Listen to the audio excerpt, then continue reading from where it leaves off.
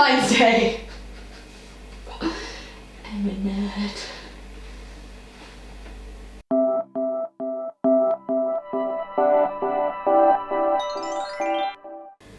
Happy Valentine's Day! And what could be more appropriate on this day of love and caring than dissecting hearts? So, on the right here we've got a lamb's heart, and on the left a cow heart. A human heart is probably a lot similar to the size of a lamb's heart. If you take your fist and ball it up, that should be about the size of your heart. In addition to being the organ of love, the heart pumps blood around your body to your lungs and back again, and consists of two pumps. The pump on the right side of your body takes the blood that's become deoxygenated in your body and pumps it round to your lungs. In the lungs, this blood can then become oxygenated, and the pump on your left side of the body then pumps this blood round and back into your body.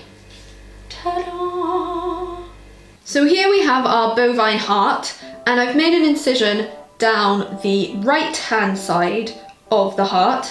The blood would come in through the superior and inferior vena cava and into the right atrium, which here, like, I can just attach that.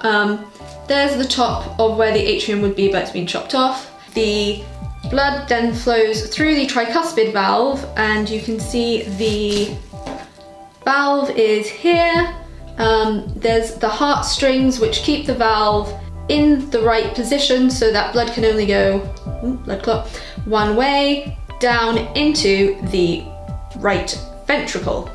The blood is then pumped by the wall of the heart up through the pulmonary valve and up through there and through into the pulmonary artery, which sends the blood to the lungs.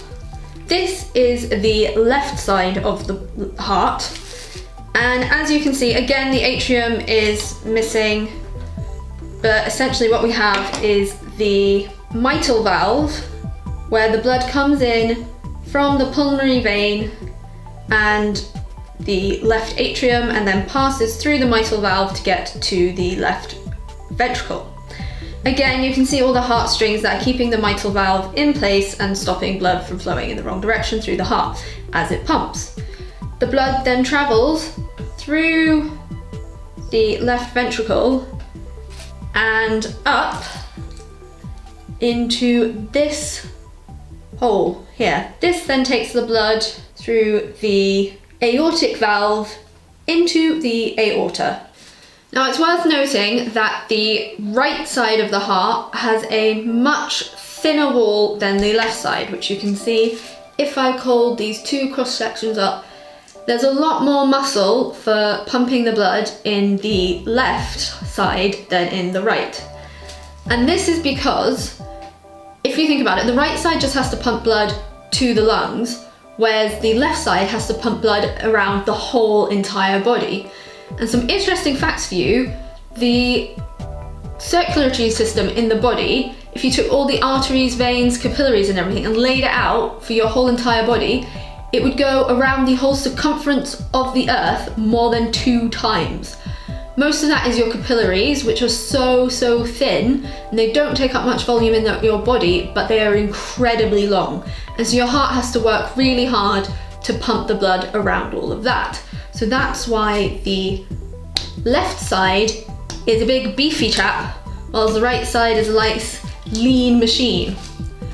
Also, for you chemical engineering nerds out there, the left side of the heart, when it's pumping, the blood pressure leaving the left ventricle going into the aorta is over 5 times that of the blood pressure leaving the right ventricle and going into the pulmonary artery, which is pretty cool. So that was me dissecting a beef heart for all of you love hearts today on Valentine's Day, and thanks for watching!